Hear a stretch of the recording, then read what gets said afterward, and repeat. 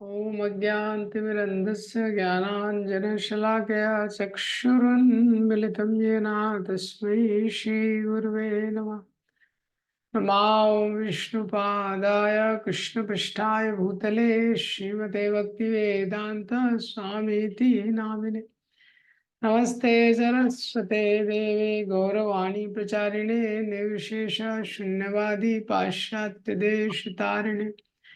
जय श्री कृष्ण चैतन्य प्रभु नित्यानंद श्री अद्वैत गदाधर शिवासादि गौर भक्तवृंद। हरे कृष्णा कृष्णा कृष्णा हरे हरे, हरे राम राम राम हरे हरे। तो कल हमने 8th और 9th चैप्टर शॉर्ट में देखा था। ऋषि भक्ति रसामृत सिंधु में जब रूप गोस्वामी बताते हैं किस प्रकार से जो भक्ति के जो 64 अंग हैं उनको लिखते हैं। जो 64 अंग हैं जो भक्ति में आते हैं, इसमें प्रवृत्ति और निवृत्ति, क्या हमको करना चाहिए और क्या नहीं करना चाहिए, ये उसमें इंक्लूड होता है। उसमें भी जो शुरू के 20 अंग है वो प्रमुख है और उसके बाद जो एडिशनल है वो 44 है। 20 में से 10 क्या करना चाहिए और 10 क्या नहीं करना चाहिए। तो उसमें से पिछले कुछ सत्र में हमने कुछ उसमें से अंग देखा है। तो 8वें अध्याय में रूप गोस्वामी भक्ति रसामृत सिंधु में बताते हैं कि offences to be avoided. 8th chapter का नाम है कि क्या क्या अपराध हमको अवॉइड करने चाहिए। और 9वें अध्याय में further consideration of devotional service, मतलब और कुछ अंगों के बारे में बताते हैं जिसको विशेषकर विग्रह से संबंधित है। तो विग्रह की पूजा करना, विग्रह के सामने कैसे नृत्य करना, ये सब क्या है 9वें अध्याय में बताते हैं। विग्रह के सामने क्या क्या हमको मर्यादा का पालन करना चाहिए, कैसे उनके सामने दंडवत करना चाहिए, भगवान को अर्पण जो गार्लैंड है उसको स्वीकार करना चाहिए।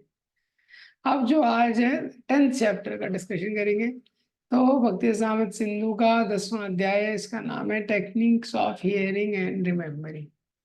Techniques of hearing and remembering.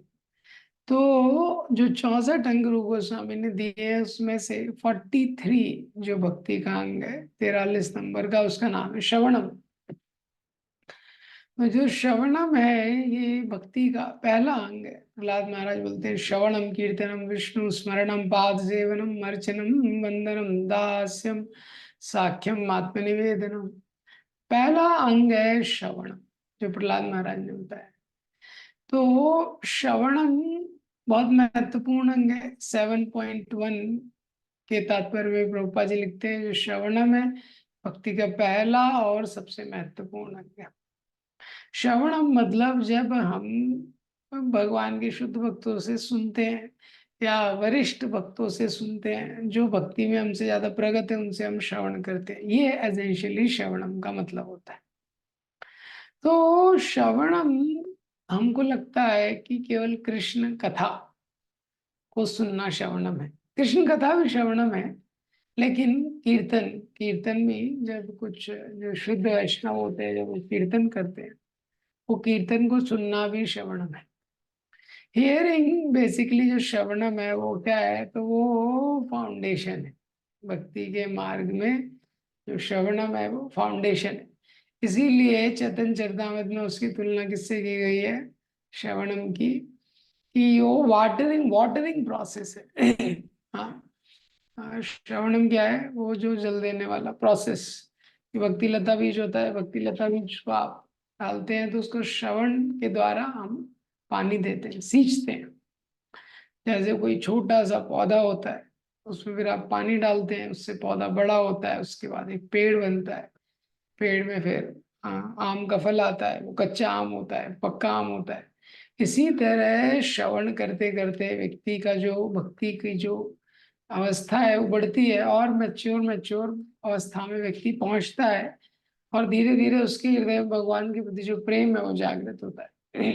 ये तो प्रभुपाद जी ने जो भक्ति रसामृत सिंधु के 10वें अध्याय में जो श्रवण के बारे में बताया, उसमें 3 प्रकार के श्रवण।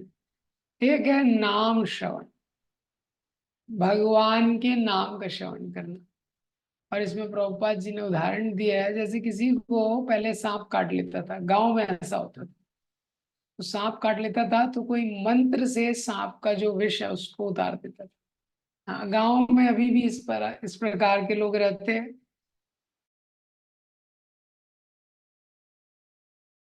मंत्र का उच्चारण करते हैं, सांप का विष उतर जाता है। इसी तरह से प्रभुपाद जी लिखते हैं कि हम लोगों को भी सांप ने काटा हुआ है। ये कौन सा सांप है? ये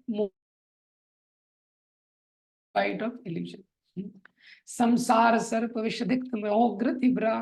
तो इस प्रकार से बताया, संसार सर्प विष, ये संसार में जो माया का इल्यूजन है, मोह है, उसका जो विष है, महोग्र तीव्रा, ये बहुत ही ये जो इल्यूजन रूपी जो सांप है, इसका जो विष है बहुत तीव्र है, बहुत खतरनाक है। हाँ, दमस्ताग्र। और इसकी जो सांप रहता है, उसकी जो दांत रहते हैं उसमें विष रहता है ये। और अगर सांप है, कई सांप रहते हैं, जैसे नाग रहता है, किसी का एक सर रहता है, किसी का पांच पांच सर रहता है। तो जितना सर रहता है उतना विषैला रहता है। तो ये जो माया का जो सांप है इल्यूजन का, ये कैसा है? कोटि परिदष्ट मूर्ति, इसके करोड़ों फन है। तो जितना ये माया का सांप है, ये सबको डस रहा है, जितना इस संसार में व्यक्ति भोग करना चाहता है, उतना अपने आध्यात्मिक स्वरूप को भूल जाता है। तो माया का सांप सबको काटा हुआ है, तो उसका तरीका क्या है? तो मंत्र के द्वारा किसी व्यक्ति को सांप काट लेता है तो उसका विष उतार देते हैं। इसी तरह से वैदिक संस्कृति में बताया गया है कि अगर किसी को मोह से बाहर आना है तो शब्द बहुत महत्वपूर्ण है, आध्यात्मिक शब्द। ये ऐसे संसार में देखते हैं, कोई व्यक्ति डिस्टर्ब है, आप उससे कुछ बोलेंगे, शब्द बोलेंगे, तो वो पैसिफाई हो जाता है। ये इसी तरह से तो शब्द के माध्यम से किसी कोई बिच्छू काटता है तो मंत्र के माध्यम से उसका विष उतर जाता है। प्रभुपाद जी बोलते हैं कि sound is the most powerful agent in waking up the person. जो शब्द है वो सबसे पावरफुल चीज है। प्रभुपाद जी उदाहरण देते हैं अपने प्रवचन में, जैसे एक पड़ोसी है, वो देखता है कि सामने वाले घर में मिस्टर जॉन का घर है, और वो मिस्टर जॉन सो रहे हैं, और वो पड़ोसी देख रहा है कि इसके घर में एक चोर जा रहा है। तो अब वो सोचते हैं इसको कैसे बताया जाए, इसके घर में तो चोर है। तो आप क्या करेंगे? उसको पत्र लिखेंगे, तो सो रहा है, मैसेज लिखेंगे। अगर इस सोते हुए व्यक्ति को आपने स्पर्श भी किया, दूसरी साइड सो जाएगा मुड़ के। तो वो तेजी से बोलते हैं, मिस्टर जॉन, हाँ चोर, ऐसा तेजी से बोलते हैं, उठ जाते हैं। गुरुबा जी बोलते हैं शब्द के माध्यम से सकता है। इसी तरह से जो हरिनाम हम सुनते हैं, हाँ, तो हरिनाम क्या है? वो जो व्यक्ति है ऑलमोस्ट डेड हो गया, उसको जागृत करता है, उसके आध्यात्मिक स्वरूप को जागृत करता है। तो नाम श्रवण। दूसरा प्रभुपाद जी बताते हैं उदाहरण, चरित का श्रवण, चरितादि श्रवणम, भगवान के चरित्र का श्रवणम, भगवान की लीलाओं का श्रवणम। यस्याम वैषूयमानायाम कृष्णे परम पुरुषे भक्तिरुत्पद्यते पुंसाम शोक मोहा भयापहा। श्रीमद् भागवतम में सुखदेव गोस्वामी बोलते हैं, यस्याम वैषूयमानायाम, जितना हम भगवान का श्रवण करेंगे, कृष्ण परम पुरुष है, जो परम पुरुष है भगवान, जितना उनके बारे में श्रवण करेंगे, भक्ति उत्पद्यते पुंसा, हृदय में भक्ति उत्पन्न हो। हाँ? और शोक मोह भयापा, इससे हम उतना मुक्त हो पाएंगे जितना उनमें चित्त आविष्ट रहेगा। शोक मतलब जो पहले हो गया है उसके लिए शोक करना, ये ऐसा हो गया, वैसा हो गया, ऐसा हो जाता तो अच्छा था। भविष्य के लिए जो भय है, और वर्तमान में जो मोह है, हाँ, ये मेरे है, ये मेरा शरीर है, मेरा परिवार है, इतना सब में मन उसका डिस्टर्ब रहता है। ये वो जितना भगवान की कथा का श्रवण करेंगे, हाँ, उतना, जितना हम लोग सुनते हैं प्रभुपाद जी के द्वारा, प्रभुपाद जी के शिष्यों के द्वारा जितना श्रवण होता है, कथा श्रवण, जितना भगवान के शुद्ध भक्तों द्वारा जितना श्रवण हम करते हैं उतना मन भगवान में अब्सॉर्ब हो जाता है। तो आप रीडिंग और हियरिंग दोनों में इसको अप्लाई कर सकते हैं। ये जितना श्रवण करेंगे, प्रभुपाद जी इसमें एक इंपॉर्टेंट चीज लिखते हैं, hearing from the professional man will not help, from Krishna's devotees in parampara. किसी व्यक्ति से श्रवण करेंगे उससे मदद नहीं, उनको परंपरा में श्रवण करना पड़ेगा, भक्तों से श्रवण करना पड़ेगा। इसलिए आप देख सकते हैं इतना भागवत सप्ताह इतनी जगह होता है, किसी व्यक्ति के जीवन में परिवर्तन नहीं आता है। लेकिन जो प्रभुपाद जी के ग्रंथ कोई पढ़ता है, या इस्कॉन में भी हम देखते हैं लोग श्रवण करते हैं, लेकिन वो पद्धति से उनके जीवन में परिवर्तन आता है। उनके जीवन में परिवर्तन आता है। ये प्रभुपाद जी के समय इवन जो प्रभुपाद जी के शिष्य थे, बहुत सारे वरिष्ठ शिष्य बहुत स्कॉलर नहीं थे प्रभुपाद जी के समय, और उनको बहुत ज्ञान भी नहीं था शास्त्रों का। तो बताते जयानंद प्रभु भागवतम देते थे, जब बहुत वरिष्ठ शिष्य हैं, प्रभुपाद जी के लिए उन्होंने बहुत कुछ किया है, लेकिन इतना स्क्रिप्चर का नॉलेज नहीं था उस समय। तो क्या करते थे, भागवतम क्लास में श्लोक पढ़ते थे, तो 3 बार श्लोक रिपीट करते थे लोग, उसके बाद ट्रांसलेशन पढ़ते थे, उसके बाद परपोर्ट पढ़ते थे। परपोर्ट के बाद जयानंद प्रभु बोलते थे एनी कमेंट्स, एनी क्वेश्चंस, कुछ आपको प्रश्न है कुछ है। तो अगर कोई नहीं बोलता था तो नेक्स्ट श्लोक का, फिर ट्रांसलेशन, फिर परपोर्ट। हाँ, तो प्रभुपाद जी ने जो लिखा है केवल उसको ही पढ़ के लोग बहुत रिलिश करते थे। प्रभुपाद जी के जो समय में जो प्रभुपाद जी के वक्त होते थे, ये बहुत ज्यादा विश्लेषण और वो कई बार नहीं कर पाते थे। तभी भी ये श्रवण क्या है, जब हम परंपरा के द्वारा श्रवण करते हैं भगवान की लीलाओं का, ये हमारे चित्त को शुद्ध करता है। हाँ, चरितादि श्रवणम। उसके बाद बताते हैं तीसरा श्रवण क्या है, गुणादि श्रवणम, भगवान के दिव्य गुणों का श्रवण करना। पहला नाम श्रवण, दूसरा भगवान की लीलाओं का श्रवण, तीसरा भगवान के गुणों का श्रवण। सब कुछ भगवान से कनेक्टेड है, लेकिन प्रभुपाद जी ने उसको थोड़ा वो किया है। प्रभुपाद जी बोलते हैं जब भगवान के गुणों का श्रवण करता है तो हृदय से जो अशुद्ध, इनऑस्पिशियस, जो भी अशुद्ध चीज रहती है, अभद्राणी सुहृत्सता, हृदय के अभद्र को नष्ट करता है। क्या है? अभद्र क्या है? अभद्र है कि हृदय में बहुत सारी भौतिक इच्छाएं हैं। तो जब भगवान के गुणों के बारे में सुनते हैं तो जो भौतिक गुणों के प्रति आकर्षण है वो चला जाता है। इस संसार में जैसे कोई व्यक्ति है वो किसी के सौंदर्य के प्रति आकर्षित होता है, लेकिन जब भगवान के सौंदर्य का वर्णन सुनता है, ऐसे रुक्मिणी जी बोलती है, श्रुत्वा गुणान भुवन सुंदर शुन्वताम ते निर्विश्य कर्ण विवरे हरतुंग तापम। तो रुक्मिणी जी बोलती है भगवान के गुणों को जब से मैंने सुना है और कुछ भी सुनने का मेरा इच्छा नहीं, इतने सुंदर भगवान के गुण है, जिस भी व्यक्ति की संसार में आंखें हैं वो आंखों से, the object of eyes is fulfilled when you see Krishna's beauty, ऐसा रुक्मिणी जी बोलती है। हाँ, तो भगवान के गुणों का श्रवण करते हैं तो भौतिक गुणों के प्रति आकर्षण एकदम चला जाता धीरे धीरे। ये तो एसेंशियल पॉइंट क्या है कि भगवान के बारे में श्रवण बहुत ही महत्वपूर्ण अंग है, बहुत महत्वपूर्ण अंग है हमारे जीवन में। भगवान भगवान के गुणों का श्रवण निरंतर करते रहना, और जितना पॉसिबल हो भगवान के शुद्ध भक्तों से और भगवान के जो ग्रंथ हैं ये दोनों को पढ़ना। तो ये 43 अंग, 44th लक्षण अंग बताया है कि तद कृपा अपेक्षणम, expecting the mercy of the Lord, expecting the mercy of the Lord. तो जो भक्ति क्या है, ये कृपा का मार्ग है। हम केवल अपने प्रयास से मेहनत करके प्रगति नहीं कर सकते, लेकिन हम प्रयास करते हैं भगवान को दिखाने के लिए कि मैं आपकी कृपा का अभिलाषी हूँ।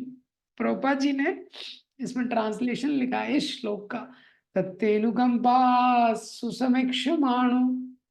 हाँ, तत् अनुकंपा, आपकी जो अनुकंपा है, इक्षमाणो, इक्ष मानो मतलब मैं इंतजार कर रहा हूं, my eyes are waiting for, I am longing for. तो लिखते हैं तत्तेनुकंपा सुसवीक्षमाणो, आपकी अनुकंपा सुसवीक्षमान, इक्षमाणों में उसका इंतजार करना। और अभी जो जीवन में कष्ट हो रहा है, वर्तमान जीवन में जो भी कष्ट मुझे मिल रहा है, भुंजान एवात्म कृतम विपाकम। तो जो भक्त है जिसका ये मनोभाव रहता है कि भगवान मैं आपकी कृपा का अभिलाषी, कब आपकी कृपा मुझ पे होगी। वैसे तो कृपा हो ही रही है, हाँ, भक्तों के संग में है, नाम जप करने का अवसर, यही बहुत बड़ी कृपा है। लेकिन फिर भी भक्त जो है हमेशा भगवान की कृपा का अभिलाषी रहता है। और वर्तमान में जो कष्ट हो रहा है, भुंजान, भुंजान मीन्स अंडर गोइंग, अभी वर्तमान में जो भी कष्ट हो रहा है, उसके जीवन में जो भी परिस्थिति आ रही है, वो क्या सोचता है, भुंजान एवात्मकृतम विपाकम। आत्मकृतम विपाकम, आत्मकृतम मीन्स मैंने कुछ पाप किया था, मैंने कुछ गलतियां की है, विपाकम उसके कारण मेरे साथ ये हो रहा है, मेरे को जो भी कष्ट मिल रहा है इसके पीछे मेरा दोष है। भगवान तो क्या है, एक टोकन दे रहे हैं मुझे, मुझे इतना कष्ट मिलना चाहिए था, उसमें से थोड़ा सा ही कष्ट दे रहे हैं। उसके ऊपर भगवान कृपालु हैं कि अपना स्मरण भी देते हैं साथ में। तो भक्त होता है, उसके जीवन में कष्ट आता है, भगवान को स्मरण करता है। स्मरण क्या होता है, तो स्मरण होता है भगवान का, तो वो सिचुएशन को भी वो सहन कर लेता है। ये जैसे गजेंद्र थे, 1000 साल तक युद्ध हुआ, 1000 साल के बाद गजेंद्र समझ गए, किसी को ब्लेम नहीं किया उन्होंने, वही सम मेरे पुत्र, पति, पत्नियां, रिश्तेदार, ये सब मेरे को मदद नहीं कर सकते, और किसी को उन्होंने ब्लेम नहीं किया, वो भगवान को प्रार्थना करने लगे। इसी तरह है हमारे जीवन में जो डिवोटी है, वो सोचता है, ऐसे अभिलाषा रहती है उसकी, कैसे कैसे और भक्तों का संग होगा, कैसे मेरे हृदय से अनर्थ जाएंगे, कब मैं भगवान का और नाम श्रवण करूंगा, कब भगवान का, हाँ, कबे हवे बोलो से दीन मान, शुद्ध नाम रुचि अपराध गुची। तो भक्ति विनोद ठाकुर लिखते हैं, कबे हवे बोलो सो दिन हमारा, कब वो दिन आएगा जब मैं आपका इस प्रकार से भजन कर पाऊंगा। शुद्ध नाम रुचि, कब मैं शुद्ध नाम लूंगा अपराध रहित, अपराध गुजी, कब मेरे अपराध जो है समाप्त हो जाएंगे। तो तत्तेनुकंपा सुसमीक्षमानो भुंजानि एवात्म कृतम विपाकम, हृदय वाग वपुर भी। और जब इस प्रकार का भाव रहता है तो वो पूरी तरह से हृदय से, वाणी से, शरीर से भगवान को दंडवत करता है। हृदवाग वपुर भी विदधन नमस्ते, जीवेत मुक्ति पदे सदाय भाग। और ऐसा जो भक्त है, मुक्ति उसका अधिकार है, लिबरेशन बिकम द इनहेरिटेंस। दया भाग का मतलब क्या है, जैसे कोई करोड़पति का बच्चा है, कोई व्यक्ति है उसके पिताजी करोड़पति है, तो बच्चे को करोड़पति बनने के लिए क्या करना है, बस उसको जीवित रहना है, हाँ, पिताजी का प्रॉपर्टी उसके नाम आ जाएगा। इसी तरह we have to just live in bhakti, हमको भक्ति में इस प्रकार के मनोभाव से करते रहना है। समस्या क्या होती है कि जब जीवन में समस्या आती है, तो हमको लगता है कि भक्ति छोड़ दें तो समस्या चली जाएगी, तो लोग भक्ति छोड़ देते हैं। तो कभी कभी जब समस्या आती है भक्ति करते हुए, तो कभी कभी वो भक्ति छोड़ने का मन आता है, नाम जब छोड़ देते हैं। तो प्रॉब्लम आती थी क्या है, नाम जब छोड़ देते हैं हम लोग, नाम जब कम कर देते हैं, यही करते हैं ना, प्रॉब्लम आती है तो, प्रॉब्लम आती है तो पढ़ना छोड़ देते हैं, ठीक है। बट हमको यही प्रार्थना करनी है, भगवान किसी भी परिस्थिति में रखिए, हमको इतनी शक्ति दीजिए कि हम भक्ति करते रहें। ये और ये उत्कंठा जितनी ज्यादा हो गई, प्रभुपाद जी थे, एक जगह गए, एक लेक के पास एक व्यक्ति है, बहुत सारे डक्स थे, वो उसको कुछ कुछ भोजन खिला रहा था, फेंक रहा था, वो डक्स भी क्वैक क्वैक चिल्ला रहे थे। ये बहुत सारे डक्स थे उसमें से, लेकिन एक जो था वो बहुत तेज चिल्ला रहा था, क्वैक क्वैक क्वैक, बहुत तेज चिल्ला रहा था, एकदम बहुत ज्यादा। हाँ, तो उसको वो व्यक्ति थोड़ा ज्यादा दे रहा था। प्रभुपा जी ये देख रहे थे, प्रभुपा जी ने बोला, देखो ये जो पक्षी है, ये जबरदस्ती नहीं कर सकते, जो व्यक्ति दे रहा है उसको जबरदस्ती नहीं कर सकते कि मुझे ही देना पड़ेगा, लेकिन फिर भी ये जो एक छोटा ये पक्षी है इसको ज्यादा दे रहा है वो व्यक्ति। क्यों? Because he is calling out more and more, क्योंकि वो बार बार पुकारता है। इसी तरह जब हम भगवान को हृदय से बार बार पुकारते हैं, भगवान से प्रार्थना करते हैं बार बार, हाँ ये सिद्धांत है भक्ति का। जब तक इतनी उत्कंठा नहीं होगी, बार बार जब पुकारेंगे भगवान से, बार बार प्रार्थना करेंगे, ठीक है, तो उतना जल्दी भगवान की कृपा को आकर्षित करेंगे। हाँ, तो प्रभुपाद जी बोलते हैं devotee desires but it does not demands the mercy. भक्ति में डिमांड नहीं है, हाँ, तो हम अपनी डिजायर को कैसे एक्सप्रेस करते हैं? जैसे हम अपना नाम जप करते हैं, श्रवण करते हैं, जो सेवाएं करते हैं, कितने कमिटमेंट के साथ ये चीजें करते हैं, कितने जिम्मेदारी के साथ करते हैं, इसके द्वारा हम कृष्ण को दिखाते हैं I am serious, I am serious in seeking your association. मैं गंभीर हूं, मैं आपका संग चाहता हूँ, आपकी कृपा को चाहता हूँ। ये इस प्रकार से कृपा अपेक्षणम, ये बहुत महत्वपूर्ण अंग है। इस अंग में कृपा की अपेक्षा करना मतलब इस अंग में कोई क्रिया नहीं दिख रही है, बहुत ज्यादा एक्टिविटी। जैसे तुलसी में पानी डालना है, भगवान की वर्शिप करना है, इस सब में क्रिया है, लेकिन इसमें क्रिया दिख नहीं रही है। लेकिन ये बहुत इंपॉर्टेंट है, इसलिए रूप गोस्वामी ने इसको एक सेपरेट आइटम रखा है कि हृदय में इस प्रकार का भाव होना महत्वपूर्ण। फिर 45 और 46 अंग है स्मृति और ध्यानम। स्मृति मतलब रिमेम्बरेंस, ध्यानम मीन्स मेडिटेशन। भगवान गीता में बोलते हैं मन मना भव मद भक्तो, हमेशा मेरे बारे में सोचो। भगवान के बारे में सोचेंगे, जब भगवान के बारे में सोचेंगे तो क्या विचार आएगा? तो जो भी हमने लीला श्रवण किया है, कैसे भगवान ने मुचकुंदा पे कृपा की, जो पूतना उनको मारने आई थी, कैसे उसको माँ की दृष्टि, माँ का पद दे दिया, कैसे भगवान ने देवकी के साथ आदान प्रदान किया, द्रौपदी की रक्षा की, इसको बोलते हैं रिमेम्बरेंस। तो रिमेम्बरेंस कभी कभी आती है, रिमेम्बरेंस कैन ओकेजनली कम, लेकिन जब वो डीप हो जाती है तो उसको मेडिटेशन बोलते हैं।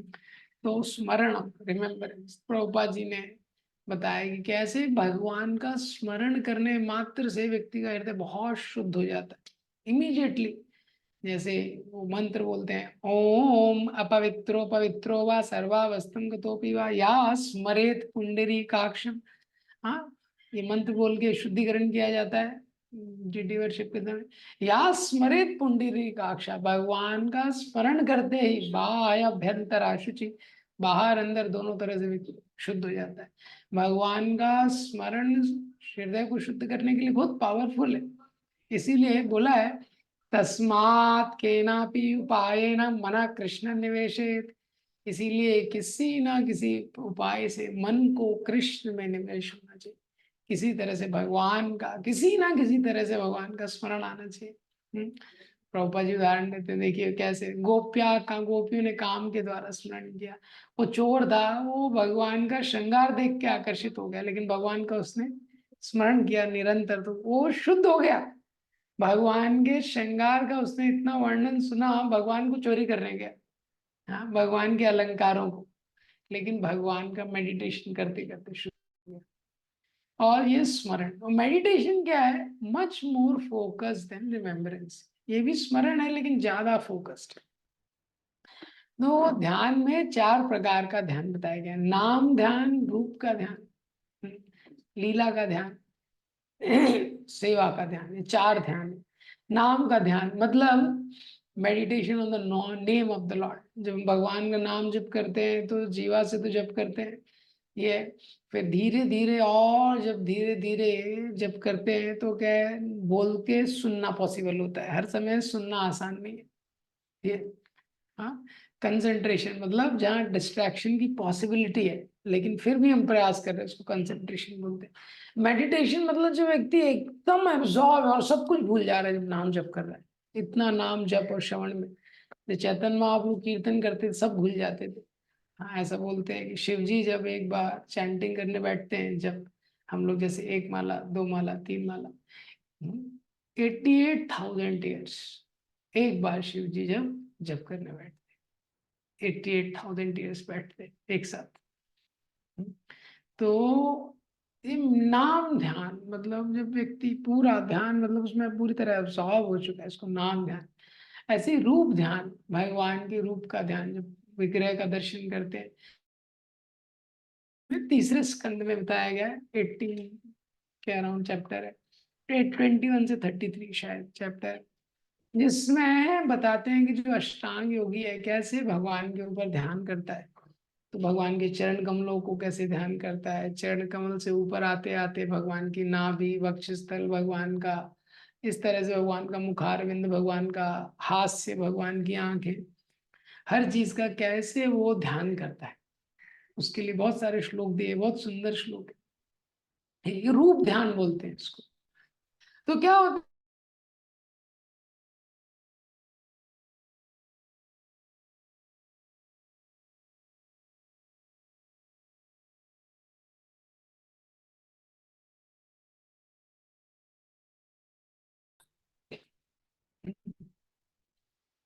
आकर्षण हो गया तो उसका क्या होता है, रूप ध्यान, उसकी अनुपस्थिति में भी उसका रूप उसको ध्यान आएगा। लेकिन जो वो भौतिक आकर्षण है ये क्या है, व्यक्ति के माइंड को डिस्टर्ब करता है। लेकिन भगवान का जो आकर्षण है बहुत स्पेशल है, वो स्पिरिचुअल एंकरिंग है। जैसे पहले स्कंद में आता है, नारद मुनि जब बच्चे थे तो उन्होंने ध्यान किया, उनको भगवान का दर्शन हो गया। जैसे ही भगवान का दर्शन हुआ उनके सारे अंग अंग गदगद हो गए, पूरी इंद्रियां इस प्रकार से प्रसन्न हो गई, ये भगवान का दर्शन हो गया। ये उसके बाद वो दर्शन चला गया, नारद मुनि बड़े व्याकुल हो गए, तो भगवान का उन्होंने वॉइस सुना, शब्द सुना। भगवान बोलते हैं, lord says I regret that you cannot see me any more because you are not fully pure in heart and not complete in service. तो भगवान बोलते हैं, मुझे दुख है कि तुम मेरा और अभी दर्शन नहीं कर पाओगे, क्योंकि तुम्हारा हृदय पूरी तरह शुद्ध नहीं है और तुम्हारी सेवा जो है पूर्ण नहीं है। लेकिन फिर भी मैंने तुमको ये दर्शन दिया ताकि इससे तुम्हारे मन में एक ऐसी उत्कंठा उत्पन्न होगी जिससे सारी भौतिक वासनाएं नष्ट हो जाएंगी। इस प्रकार से। तो ये कांस्टेंट है, ये रूप ध्यान है। ये तो जितना से हृदय जब शुद्ध होता है योगी का, तब वो देख पाता है। ऐसे कोई व्यक्ति हमारे सामने खड़ा है लेकिन फिर भी अगर हमारी आंखें बंद है तो नहीं देख पाएंगे, ये इस तरीके से। तो भगवान बोलते हैं नारद मुनि को कि ये जो तुमने मेरा दर्शन किया है, अब इस दर्शन के लिए ऐसी उत्कंठा उत्पन्न होगी, सारे भौतिक वासनाएं चली जाएंगी। ये पॉइंट है। चैतन्य महाप्रभु जैसे गरुड़ स्तंभ से जगन्नाथ जी के दर्शन करते थे, इतना एब्सॉर्ब हो जाते थे, whole world will fade away for him, पूरा संसार भूल जाते थे। जबकि देखेंगे जगन्नाथ मंदिर में गरुड़ स्तंभ से इतना क्लियर दर्शन नहीं होता है, बहुत दूर है वो। हाँ, लेकिन चैतन्य महाप्रभु इतने एब्जॉर्ब है, इसको रूप ध्यान बोलते हैं। इसी तरह लीला ध्यान, absorb means ecstatically lost in the pastimes of the Lord। भगवान का श्रवण करने में से परीक्षित महाराज पूरा भूल गए, कुछ खाया है पिया है सब भूल गए। चैतन्य महाप्रभु जब सुनते थे भागवतम में ध्रुव की लीला, प्रहलाद की लीला, तो 100 100 बार सुनते थे, एक एक लीला 100 100 बार सुनते। इसको बोलते हैं लीला ध्यान, जब श्रवण में पूरी तरह अब्सॉर्ब हो जाते हैं ये। हाँ, तो ये भी हमारे हृदय को बहुत शुद्ध करता है। ध्यान मतलब जितना डीपर हम इन चीजों में जाते हैं, भगवान का नाम लेने में, भगवान का दर्शन करने में, लीला। चौथा है सेवा ध्यान। तो सेवा ध्यान हमारे लिए बहुत महत्वपूर्ण है। बाकी ध्यान भी हो सकते हैं लेकिन अशुद्ध अवस्था में बहुत समय के लिए वो संभव नहीं है बहुत ज्यादा। लेकिन सेवा में एब्जॉर्प्शन सर्विस संभव है। जैसे कोई विग्रह की सेवा कर रहा है तो बहुत एब्जॉर्प्शन से कर सकता है। विग्रह के लिए कुकिंग करना है, बहुत अच्छे अच्छे से कर सकता है। क्लीनिंग करना है, सेवा में एब्जॉर्प्शन। कोई बुक डिस्ट्रीब्यूशन कर रहा है, कोई प्रीचिंग कर रहा है, जो भी सेवा मिला है उसमें एकदम एब्जॉर्प्शन के साथ करना। कोई पेंटिंग कर रहा है, एकदम एब्जॉर्प्शन के साथ करना। ये प्रभुपाद जी इतने एब्जॉर्ब रहते थे कृष्ण भावना मृत के प्रचार में। सैन फ्रांसिस्को में एक बार प्रभुपाद जी थे और उन्होंने देखा एक फ्लैट बेड ट्रक जा रहा है। जैसे ही ट्रक गया तो वो बोलते हैं कि इसके ऊपर हम लोग जगन्नाथ रथ यात्रा कर सकते हैं।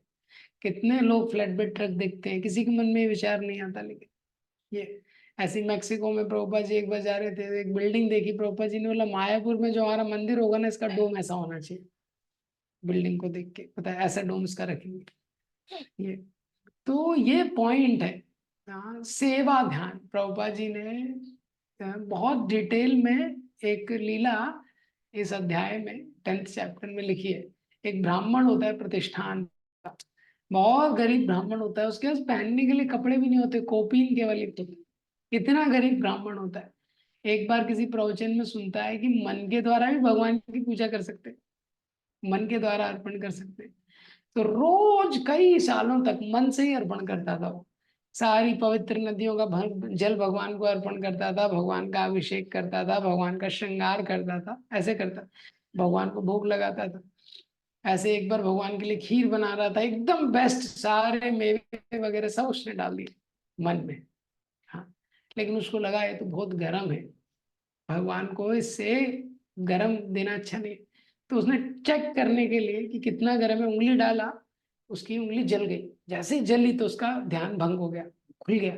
आंख खोली तो देखा उंगली वापस वास्तव में काली हो गई थी, हाँ जल गई थी। ये, तो ये लीला का वर्णन प्रभुपाद जी ने किया है कि कैसे जो सेवा ध्यान है, सेवा में व्यक्ति जब एब्जॉर्व हो जाता है, ये ध्यान भी बहुत महत्वपूर्ण है। हाँ, तो जितना बेसिकली एब्जॉर्प्शन होता है, प्योरिफिकेशन उतना ज्यादा होता है।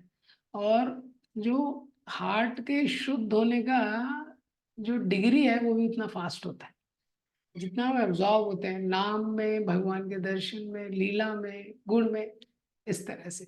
तो और मन में भी किया जा सकता है, जैसे बताया मानस पूजा बोलते हैं। मानस पूजा कोई भी कर सकता है। हाँ, लेकिन अगर व्यक्ति के लिए संभव है तो प्रैक्टिकली भी करना चाहिए। ऐसा नहीं कि केवल ही मानस पूजा कर रहा है। जैसे वासुदेव है, उनके पास जब हजारों गाय उन्होंने दान में दे दी, जैसे ही कृष्ण का जन्म हुआ मन में। हाँ, क्योंकि जेल में थे, लेकिन जब वापस जेल से निकले तो एक्चुअली में भी दी उन्होंने। तो ऐसा सेवा ध्यान करने का क्या रिजल्ट बोला है प्रभुपाद जी ने, लिखा है कि सेवा ध्यान करेगा कोई तो भगवान को फेस टू फेस देखेगा। अगर हम भगवान की सेवा में भी पूरे एब्जॉर्प्शन के साथ लगेंगे, तो ये शरीर छोड़ने के बाद फेस टू फेस भगवान का दर्शन हो, पहले भी हो सकता है। लेकिन ये रिजल्ट लिखा है प्रभुपाद जी ने कि जितना भगवान की सेवा में जो लगेगा, भगवान का वो दर्शन कर सकता है। ये 10वां अध्याय, ये श्रील प्रभुपाद।